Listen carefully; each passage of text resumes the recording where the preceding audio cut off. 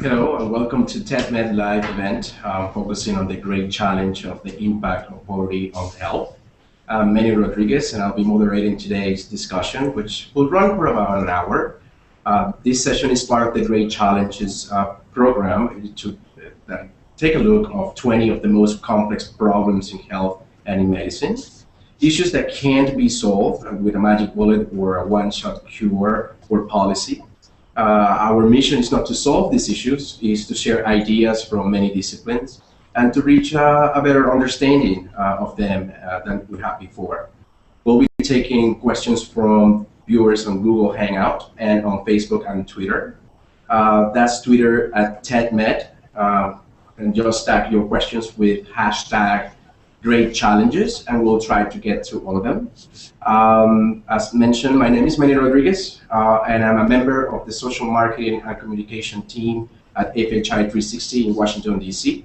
I specialize in public health, multicultural communication, and outreach to minority communities. Today we are delighted to welcome a great team of experts who we call the Challenge Team to lead the discussion on this topic. We start with Dr. Robert Atkins. He is the Associate Dean for Academic Affairs in the School of Nursing and Associate Professor at Rutgers University in Camden.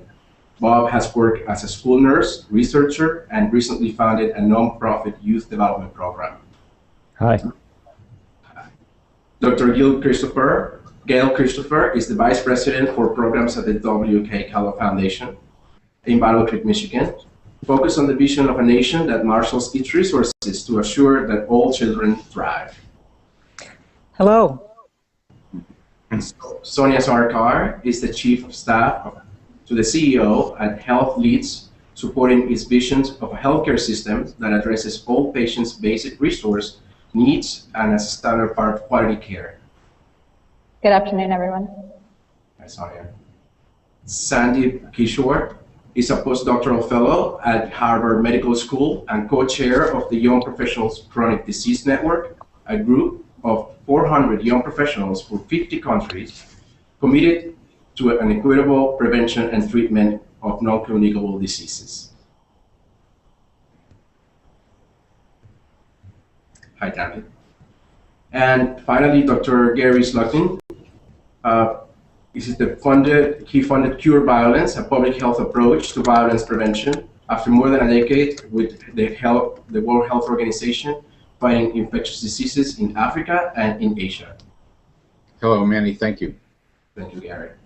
So welcome, everyone. So let's kick this off with a couple of the statistics. The first one is staggering. There's 46 million Americans who live in poverty and measurably less healthy and have far worse health outcomes than the rest of the population. Less certain is how much of these negative health outcomes are directly caused by poverty and how much is caused by other factors. And another piece of information that we were reviewing before is that those in the high income bracket have a life expectancy of 6.5 years longer than those living in poverty. And that is quite an amazing fact. There is a question also that is going to help us frame this conversation and came from Facebook, actually from the Facebook user Kelly Burns. And the question goes like this: should we be aiming for everyone to be healthy in poverty, or should we be aiming for everyone to get out of poverty and as a result have better health? I wonder if our collective thinking assumes no one want to be easier than the other or more politically feasible than the other, or do they both have to happen simultaneously to create a lasting change? And I want to ask Gail to see if she wants to take this question. Well, thank you, Manny. That is a wonderful question. My bias is that we move people out of poverty and that we address the reality of the social determinants that will decide or influence their health and well-being. The dynamic of poverty is that it increases stress, physiological, biochemical, psychological stress. And we know that that change in the body increases the risk for all manner of chronic disease and degeneration. Now, there are specific pathways that we have to address, but ultimately the lack of resources or the barriers to resources sets up a continuum that accelerates stress and leads to a greater susceptibility to disease. And so by moving people out of poverty, you increase their access to the needed resources to assure health and well-being. Thank you, Gail. Thank you, Gail. You're welcome. I'm sure my other colleagues have a response to that one. I was wondering if Sonia can chime in at the same question. Absolutely, and Kelly is actually one of our program managers here at HealthLead. So, Kelly, if you're on this Hangout, thank you for contributing the question. I think, to Gail's point, the question of moving people out of poverty and how that intersects with healthcare is one that we are quite interested in at HealthLeads. And I think particularly one of the things that we have really been grappling with is how do you use the healthcare system as a context, as a setting, a portal through which you can actually tackle poverty. And one of the ways in which we see this manifest is when patients come to the doctor's office, they don't leave their social determinants at the door. They may not have transportation to actually get to the clinic. They may not have food to take their antibiotics with. And so one of the things that we can all do collectively is think about ways in which we use the healthcare setting, the hospital, the clinic room, the exam, as a way to actually tackle some of those issues and connect patients to the resources they need to be healthy. Thank you, Sonia. Dr. Slugton, do you have, I would like to hear your perspective as well on the same question. Well, my perspective really comes from work in other countries first. And my thinking on this is that we have, I would just build on Gail and Sonia. I mean, obviously it's relevant to do as much as we can on poverty, and building out of the health infrastructure would be good.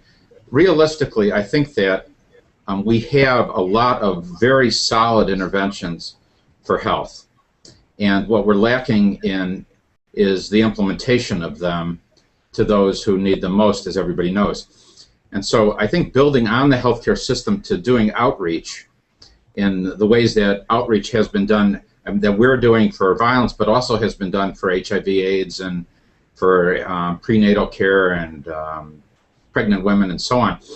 This could be built upon to become an anti-poverty infrastructure as well. And so that's really what I'm thinking, is that we should begin to see poverty as a health issue, not just as a determinant of health, but as a health issue itself, and prime the health sector to be more proactively involved in whatever it is that we have for reducing poverty. And some of that is making the neighborhood safer, some of it is health outcomes, and some of these are economic outcomes. But I don't know who besides the health sector is really leading on this, on reducing poverty itself. In a way, it's almost a stuck problem, poverty. And there's many reasons for that, but I mean, we'll have time to talk about that. But I think poverty reduction is largely stuck, and health outcome reduction isn't. Poverty reduction has not been stuck in other countries, however. I mean, it's not been stuck in Asia, and it's not been stuck in Latin America. Thank you, Dr. Flacken.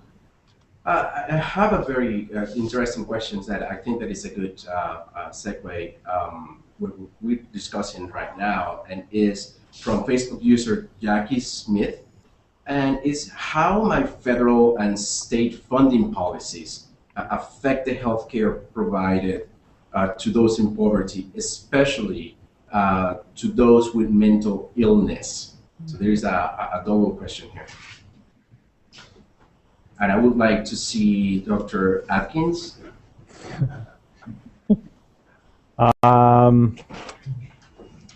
Yeah, so federal and state policies in regards to mental illness, and this isn't really my area of expertise.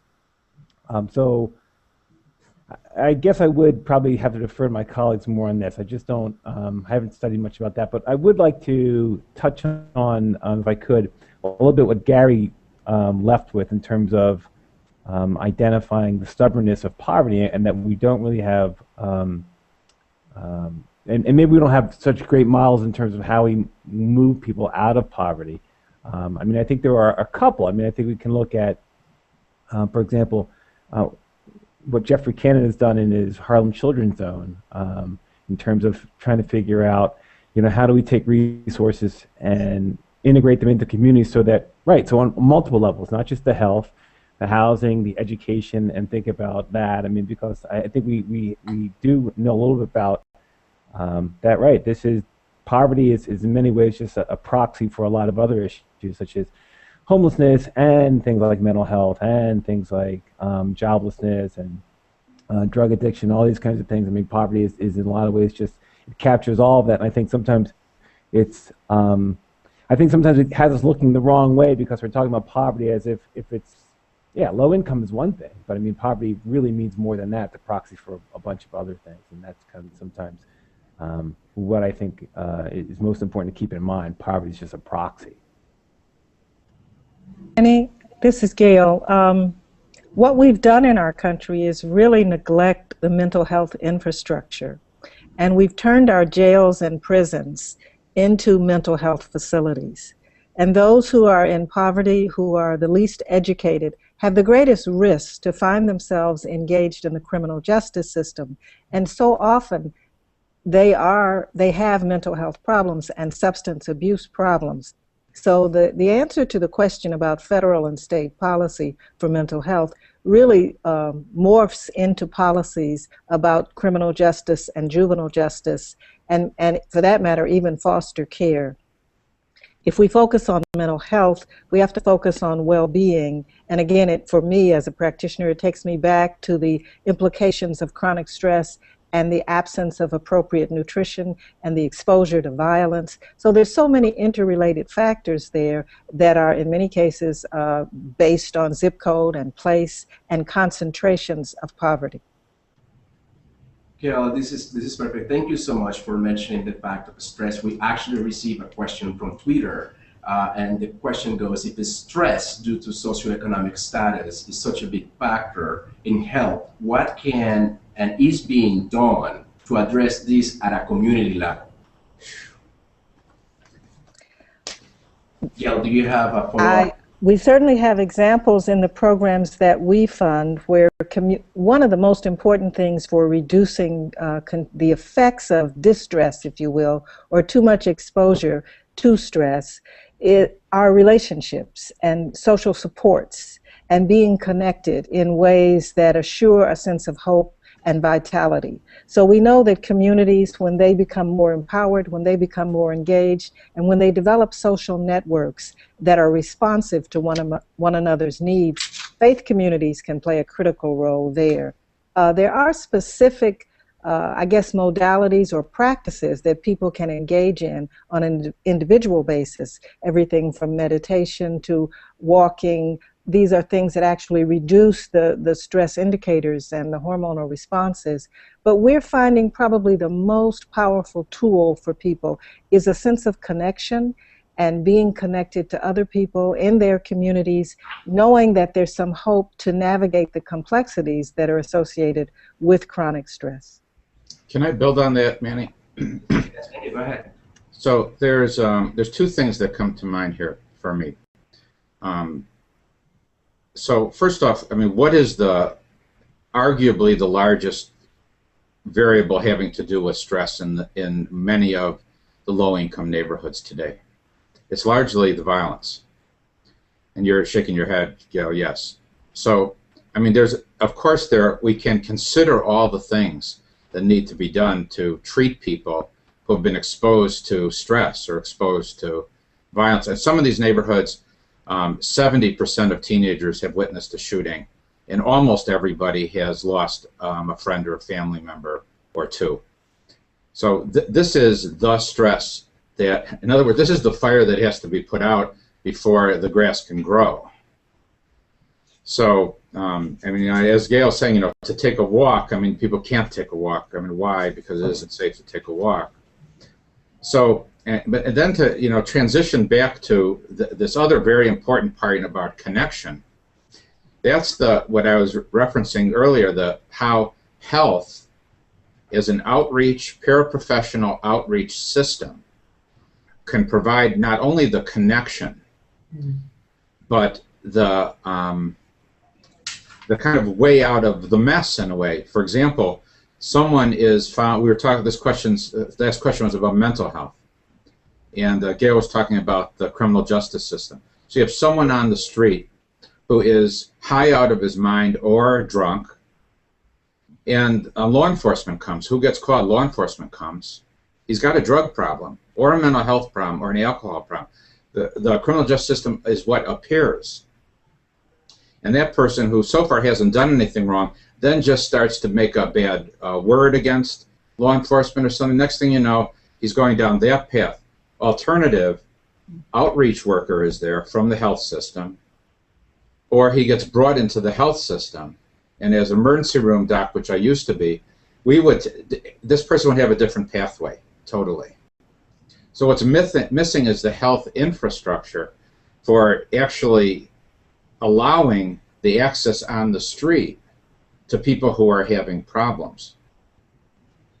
And then the other point I was trying to bring in is the relevance of reducing violence to letting people live. Thank you, Dr. Flucking. I want to ask Sandeep to also elaborate on this topic. Sandeep, go ahead. What are your thoughts on this in stress and mental health? Yeah, my goodness, I've been first of all, I'm honored to be here and just taking in the conversation. I think, it reminds me, I first came to health from I guess, malaria background, and I can't help but think about history here.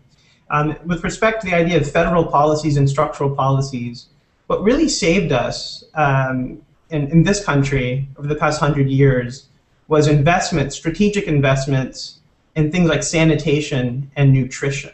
And if you really look at the data of the 30 years that we've gained in our life expectancy, only 5 of those years are directly attributable to health care.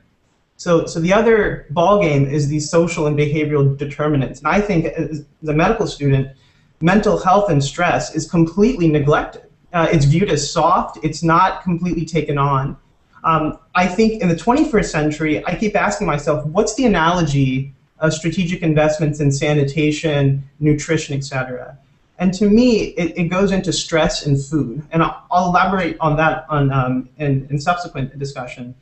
To your direct question, and to something that Dr. Slutkin was just mentioning, I was just on a 24-hour call last night, so sorry if I look sleepy. And I was in a community hospital in the Bronx. It's a public hospital in New York City called Lincoln. And we had a patient that came in who was a 21-year-old who had swallowed about 20 bags of cocaine. And she had a severe bowel disorder called intussusception. She had to go to the OR. And docs, and I'm just a medical student, but I got to participate a little bit. When I asked the docs a question after and said, "Doc, so what happens now?" And they said, that's not what we talk about here. You saved your life, and now we move on. So my question to the medical community and my fellow medical students is, here's someone who's suffering from poverty, who's suffering from violence, who comes into our emergency room, into our operating room, and we simply discharge them out. If there are federal or structural or community policies that can address that discharge, that transition, because I agree that the healthcare system can receive, but I think we do a very poor job of the discharge and transition. And then I'm told at these public hospitals that there's a lot of return offenders, and so people keep coming back. So I'm dying to know for a solution at a federal or structural level on how to tackle that, because it seems a very big problem in low-income neighborhoods, certainly in New York City. Sandeep, could I pick up on Sandeep's point? Yes, you can. And I think he points out a really important frustration of the healthcare system, where we have these high utilizers of care and that come to the ER for not just emergency care, but a lot of their primary care needs. And as you know, with the Affordable Care Act, one of the things that it requires is that we don't get these readmissions for these things that we don't need people to coming back in the hospital for. And one of the things that, and one of the really, I think, important innovations that's actually occurring right now are there are a lot of providers that are looking at ways and other kind of mechanisms we can use to make sure these patients are not coming right back around. In fact, there's a colleague of mine, a physician, Jeff Brenner, who's done some really interesting work in Camden where he's looked at ER data, figured out who the high utilizers are, and working with multidisciplinary healthcare teams of nurses, nursing assistants, and kind of trained healthcare providers, workers that go out in the community, go into the homes and figure out how are we going to keep these patients out of the hospital. And then when you think about that, for example, in the city of Camden, which many of you know is a very high poverty urban community, analysis of some of this data suggests that 3% of the population in the city are using 20% of the care. And it's very expensive to go to obviously the hospital. If we can kind of keep them out, we can bend that cost curve and really make a difference in what we're financing in our healthcare system, and be able to put more of the resources into things that we know we need to, such as mental health and better primary care and things like that. I mean, this is a proven method for not only reducing costs, but for reducing repeat visits and improving health.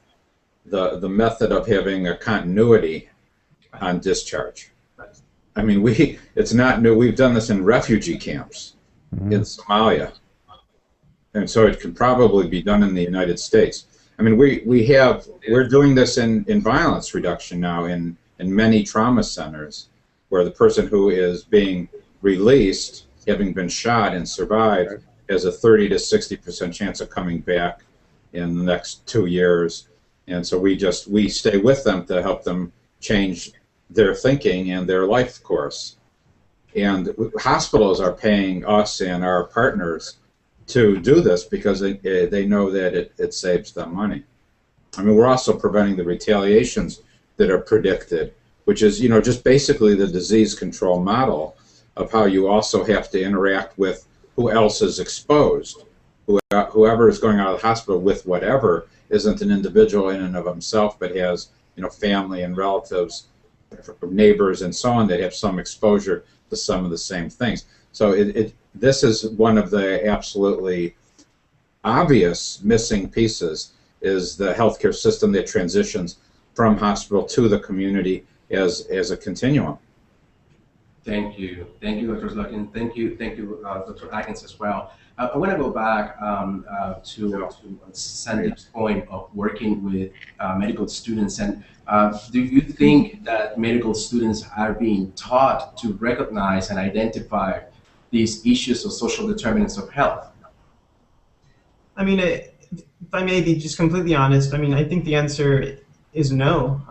This is something that I discussed in my TEDMED talk, but I mean, our medical education paradigm is still stuck in a paradigm that's 100 years old, where it's reactive, it's disease-orientated. We wait for things to happen. The idea of thinking about what we were just talking about, a transition, of discharge, of thinking about stress, of thinking about meditation, of thinking about mental health, of really appreciating the social determinants of health. I think it's still a new idea for a lot of physicians, and especially our professors. And so I would have to say that it's not really emphasized at all in our medical education. I can go ahead, Benny. I was just going to say, you know, and just to back that up, if you look closely at medical schools, a lot of them have global health or social medicine courses, but a lot of them are electives. None of them are really built into the core curriculum. And I think that's a small indicator of how medical schools and our training vehicles view this topic right now. Go ahead, Sonia, sorry. I was just going to say, I completely agree. I think that as we move into the next few years, and with millions of new Medicaid patients poised to enter into the healthcare system, social determinants of health are no longer something that can be just an elective for those who are entering into the healthcare system. And one of the things that I've really been focused on, and that Health Leads has been focused on, is how do you ensure that students as early as undergrad, as they're trying to figure out what they should do as they go into healthcare, really see these issues of social determinants up front in a clinic, that they're sitting across the desk from a patient and actually hearing their story. And I think that, as Sunny is saying, we really have to rethink the ways in which we train future healthcare professionals, that it's not just classroom-based, but that it really is practice-based, and that you're enabling future healthcare professionals to get a sense for the realities in which low-income patients really come from. So if I could just add to that, because that's certainly my wheelhouse as far as looking at the broader context and the community. Poverty is a social determinant, if you will. And poverty in our country is racialized. And so the legacy of racism in our country, and segregation and isolation and concentration of poverty, are all factors that combine. You quoted a 6.5-year life expectancy difference. In many of our urban areas, those differences are 20 or 30 years by zip code. That you can live in one part of a city and live in another part and have that big a gap in your opportunity to live. And then when you break that down, it breaks down along racial lines. So while we have made progress in understanding the theory of social determinants of health, we aren't as far along as we'll have to be in what to do about it. What do you do to fix this community context that predisposes to disease? How do you think more about public health and prevention and well-being, and building structures within community that are designed to promote the health of the human body? We know fundamental needs have to be met. Nutrition is right at the top of that list of fundamental need, and it begins actually before birth.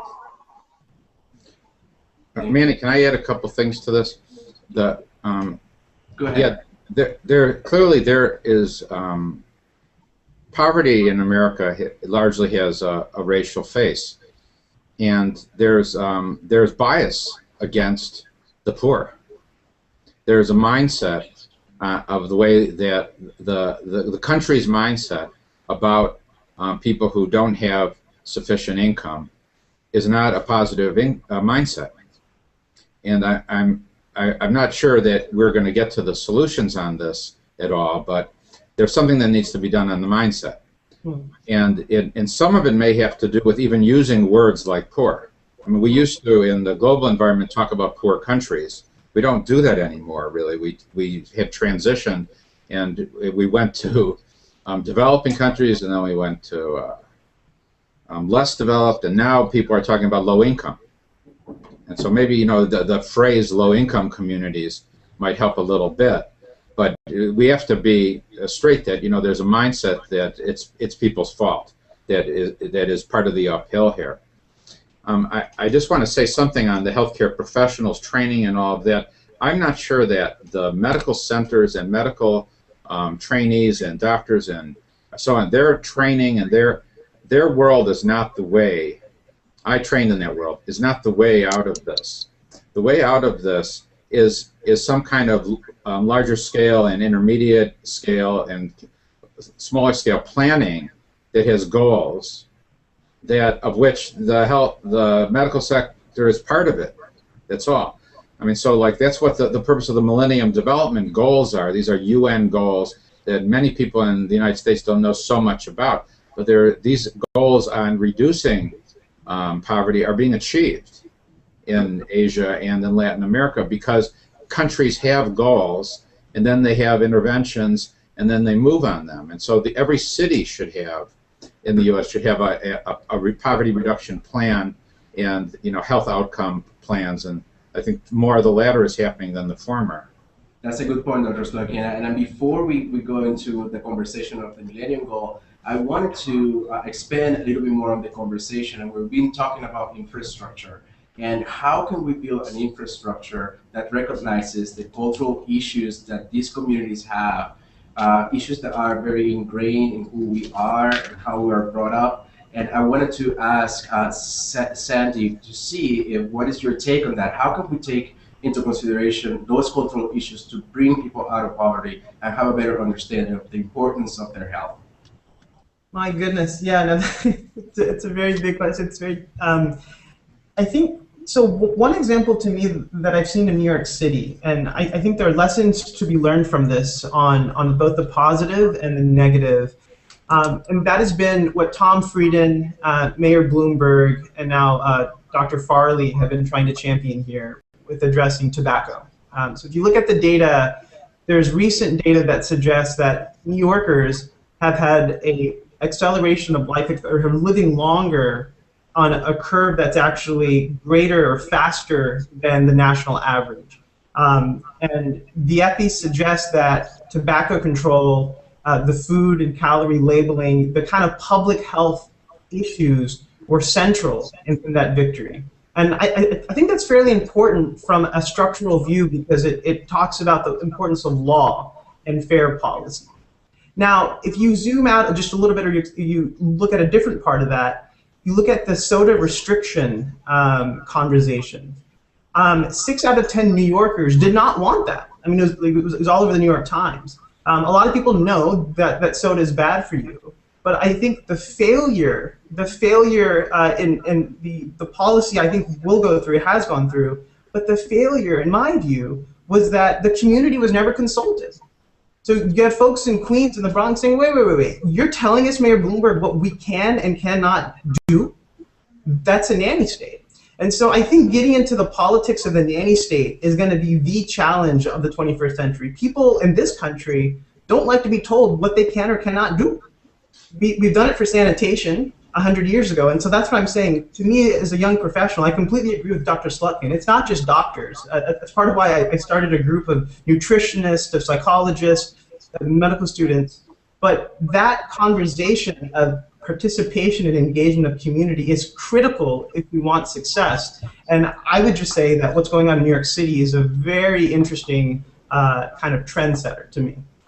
Could I wait? I would just like, this is Gail, I would really like to remind us that even if you had engaged communities in the conversation of do you or do you not want the soda restrictions, the basic background and the understanding of why the soda is harmful, the basic understanding of the effect of sugar on the body, on the predisposition to diabetes and to obesity, that piece of education, general health awareness and education, that's what's missing. We've medicalized the collective consciousness to see the body as a harbinger of disease and not to understand how the body is designed to be well and to stay well, and how we impose so many things in the environment that compromise that innate ability to self-heal and to be well.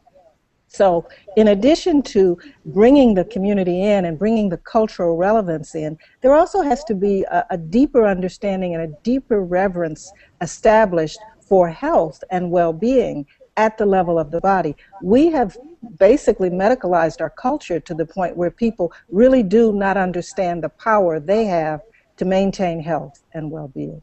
Thank you, Gail. Thank you very much. We're getting a lot of questions from our audience in Twitter and Facebook about the differences between addressing poverty and health on the urban settings and on the rural settings. And I'm going to read one. It's a question from our friends joining from the National Sustainable Agriculture Coalition. And they ask, in addressing poverty in rural communities, what role can agriculture and farmers play? Who would like to take on that? Robert? I'm more urban. Well, we got mostly urban people. I think we all are. Well, I'm not one who dominates the conversation, but I will say we've been funding sustainable agriculture for a very long time here at the Kellogg Foundation. Food is primary, one of our primary relationships to the environment. After we look at the quality of the air we breathe, it's certainly the quality of the food. Our agricultural system right now is designed to export, to produce large commodity crops that are not designed to feed and nourish individuals. And so we have to think about shifting our agricultural policy and shifting our focus on producing sustainable foods that can be delivered to local people to eat, or producing it in a sustainable way.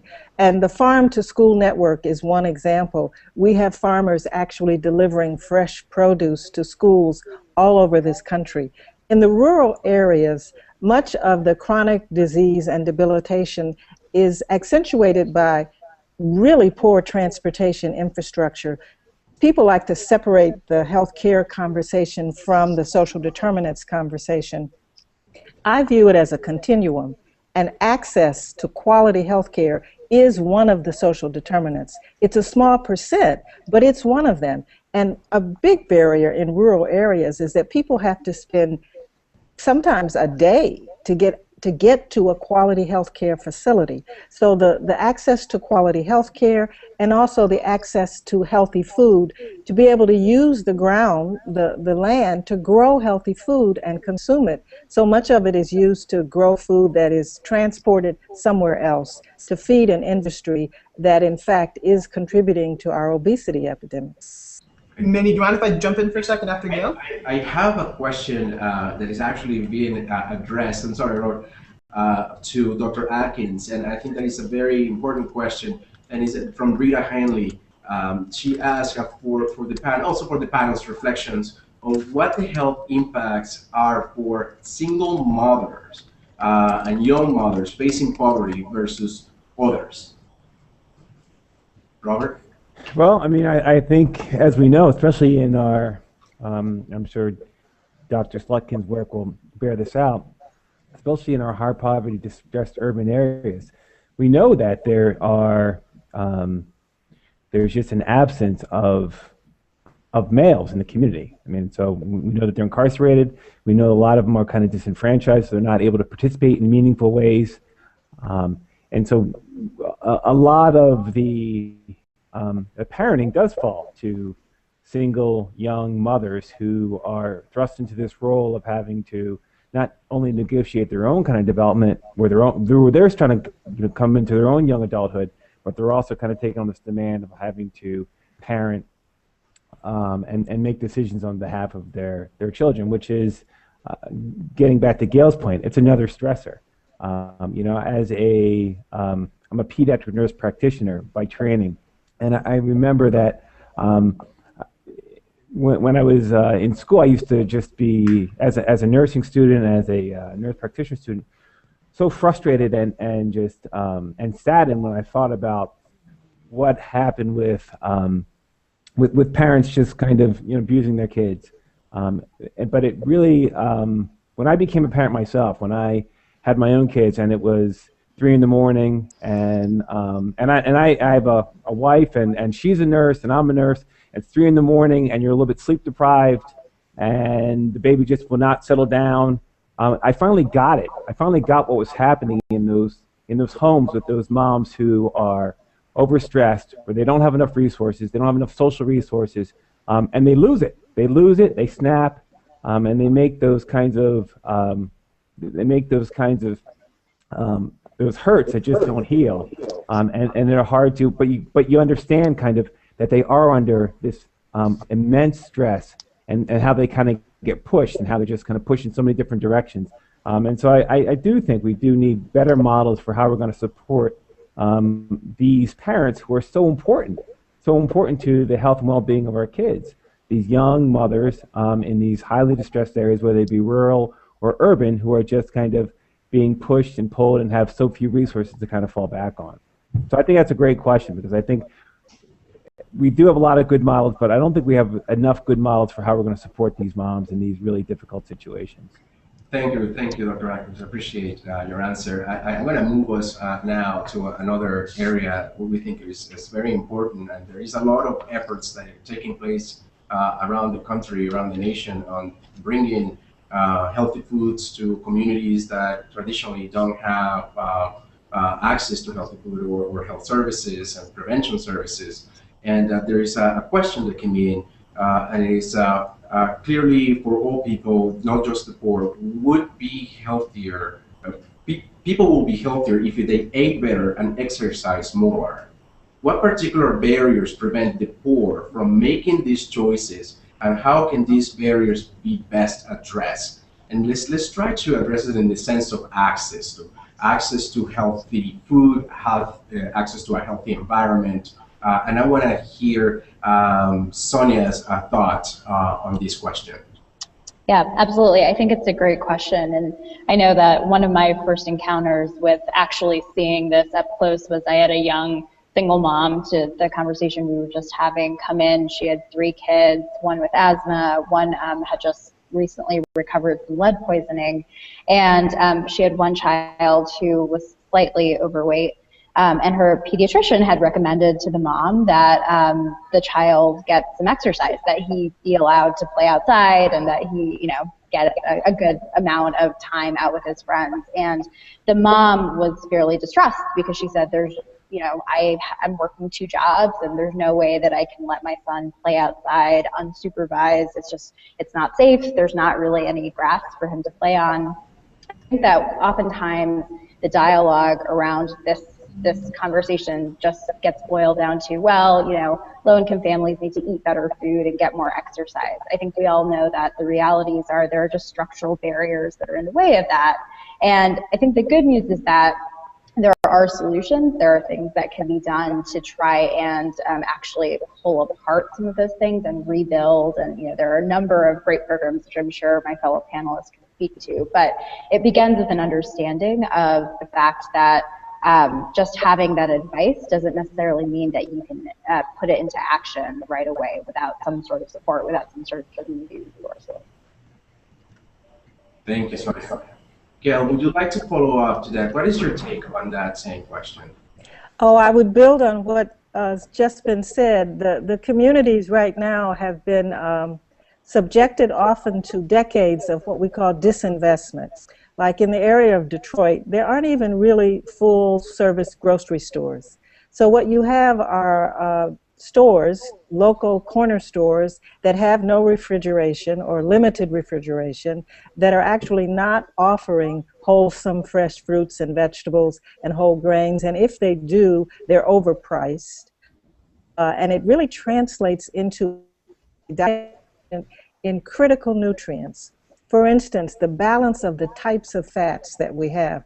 I again applaud New York. They took a lead on banning trans fats, and trans fats made a huge difference in terms of the overall nutrition. If everyone who ate at a fast food restaurant or a local restaurant, if they were consuming disproportionate amounts of trans fats, it's creating multiple problems at a molecular and biochemical level. The imbalance of omega-3 fatty acids, we know, contributes to so many issues, including dementia and mental health and mental balance, the lack of and the deficiency of omega-3 fatty acids. But if everything you're eating is processed or fried, then you're setting up that dynamic in the body.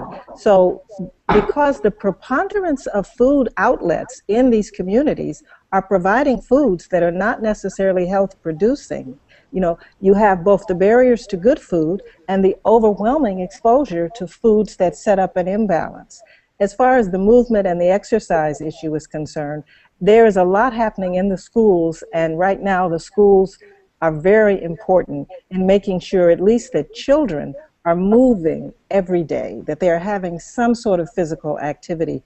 And I think that the most exciting thing for us is we have seen local communities stand up. In Chicago, the Healthy Schools Coalition, we funded collaborations all over the country where mothers and fathers and community members have stood up and said, enough. We want to change the policies and change the opportunities within our communities, primarily for our children. And I think that's some of the good news. I agree, Gail. Thank you so much. And I think that there is momentum nationwide with a series of activities and programs, especially through the community transformation grants and work that CDC is doing to help communities to move forward in this aspect of bringing more healthy choices and more opportunities for exercise to their neighborhoods and to their areas in town. So I think that there is momentum for that. And now I want to go back to Dr. Slutkin. You mentioned the Millennium Development Goals, and I think that this is a very important question, and I'm going to address it to each one of you. You can each give us an answer. It is, do things like the Millennium Development Goals translate to a model valuable for the United States? Are they doable here? Yeah, we're not so different from the rest of the world. We just like to think so. And so, I mean, generally speaking, things that work in one place work pretty much in other places. I mean, whether it's speed limit signs or seat belts or, you know, eating healthier or violence reduction maneuvers. So strategies and outreach, I think we tend to not look enough to the rest of the world. The principal idea of the Millennium Development Goals is that it's actually the intention, the stated purpose of reducing poverty, improving child mortality and life expectancy statistics, as well as HIV rates and a few other things. And that then countries, I mean, when I worked for World Health, I mean, the U.S. was the only country in the world at the time that didn't have a national plan for HIV reduction, for example. It was the only country, because it was just, we're so individualistic, you know, don't tell me what to do, and every city would do something different, even though a lot was known. So, I mean, that's what we're pressing on for a violence reduction, and I think the same thing could be done for poverty reduction, is that every city, you know, the country ought to have goals, and every city should have goals, and every community should have goals, and then there's ways to develop the strategies around it that are most applicable. And we're not in the dark about what to do about improving health outcomes or poverty outcomes. There's a lot. I mean, we're not going to be able to go through it all. But we have a menu, and then we just keep working with it and measure our way through it. And the violence can go down, and the health outcomes could get better, and the income outcomes can get better. Without the goals, I don't know what we're doing. We're like in the dark. Thank you. Thank you, Dr. Slutkin. Dr. Atkins, what are your thoughts? Yeah, you know, just picking up on what Dr. Slutkin pointed out, I do think that we have some really good models. We have some really good models for intervening on a whole range of issues that affect health and well-being. And what I really would love us to start to do is start to, instead of everyone kind of figuring out how they're going to develop their own model, their own wheel, let's figure out what those proven models are and start adopting those and putting in place mechanisms to make sure that we're adopting them, and not just adopting, but there's also some fidelity to the model also, because I think we know from research that it's very important that, you know, you can't just take the model and then do it your own special way. I mean, there is, when we know that there's that something works, there usually are some active ingredients that make it work. I think we have to be very careful that we're not allowing people to be too free with, like, well, I'm going to change it and change it and shift it in that way. But yeah, I would like to, I think we have a lot of really good models. I'd like to see us do a better job of disseminating that and making sure that we are providing supports to allow organizations in communities to make sure they're using kind of what we know the best practices are. I think we've seen that in healthcare and medicine. I think we can also see it in other areas if we just kind of put a little bit more effort in thinking and asking those questions. Are we using the models that we know that exist? Thank you, Robert. Sandeep?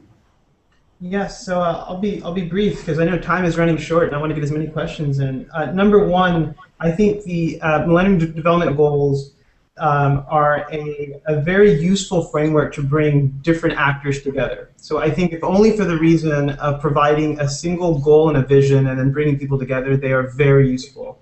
But number two, what people may not realize is that in 2015, the Millennium Development Goals will be revised and amended, perhaps to something called the Sustainable Development Goals, or the SDGs. And if we are going to put our sort of time and our action where our mouth is, now is the time for communities, for patient groups, for students to engage the United Nations, the World Health Organization, to get their vision on what a Sustainable Development Goal framework could look like and petition the United States to join in. Thank you, Sandy. Gail? We certainly can be moved by a framework for goals. We have the Healthy People 2020, And for the first time, those goals at least embrace a social determinant, which is education. And those goals were established in a collective process at the state, local, and national level. What we have not done in our country is deal with the issues of poverty and racism and connected those dots to health and well-being. And until we do that in America, we're just giving lip service to the concept of a healthy people. So I believe that we need to learn from the Millennium Goals structure, but we need to be sensitive to our own unique history and legacy in this country and hold ourselves accountable for really making progress in undoing the racial divide that is so apparent still today. Thank you, Gail. Sonia? I would just go back to Dr. Slutkin's point about the fact that what usually works in other countries works in our country as well. And I think that when it comes to the social determinants of health in particular, this is an area where we have not learned from our counterparts in other countries. And in fact, it would be unthinkable in many low-income countries around the world to prescribe medication without thinking about whether the family actually had, food at home or water to take the prescription with.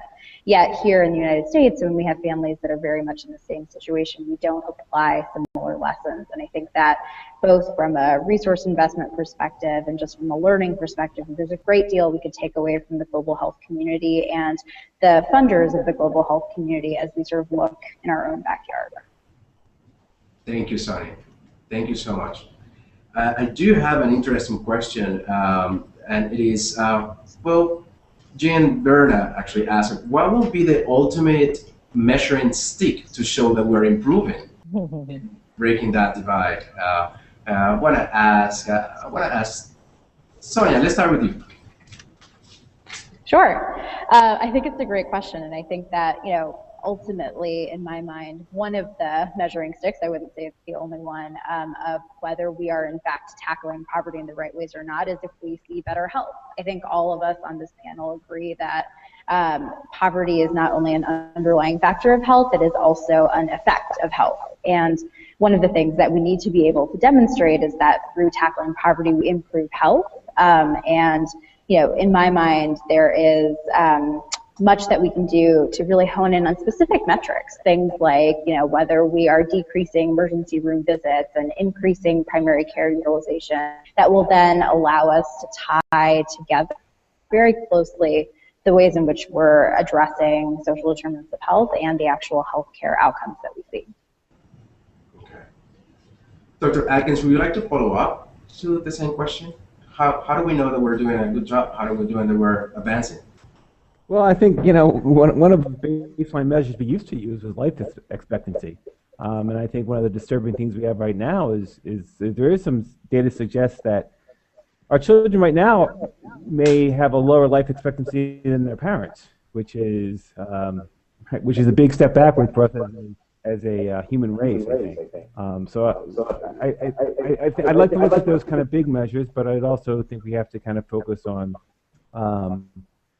some of these equality of opportunity where we are able to see, and it gets back to kind of social determinants and the racism pieces of it, but we're able to see that we're not having generation after generation locked in a certain condition. I think that is disturbing for society where just by where someone's born, where they're going to end up. And I think if we can kind of see some more churn in society, which I think is one of the disturbing things that happen right now, is that things are kind of locked in. We think that kids that are born in poverty are dying in poverty, and I think that's for us as a society something we really have to look at and ask ourselves some serious questions. And what are we doing to make sure that there's inequality of opportunity within our society?